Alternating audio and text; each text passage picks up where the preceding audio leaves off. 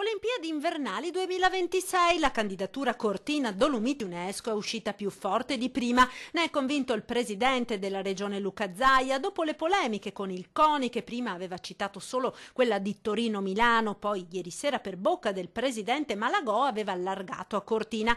I termini di presentazione delle manifestazioni di interesse scadono il 31 marzo, quindi la partita non è ancora chiusa. Anzi, noi sappiamo che candidiamo un comprensorio sciistico più grande al mondo, oltre 1400 km di piste, per cui se c'è un tema nelle Olimpiadi invernali è quello della neve e del ghiaccio. Abbiamo i trampolini, abbiamo i palazzetti del ghiaccio, abbiamo un sacco di attività perché viviamo di neve, no? Viviamo di sport invernali.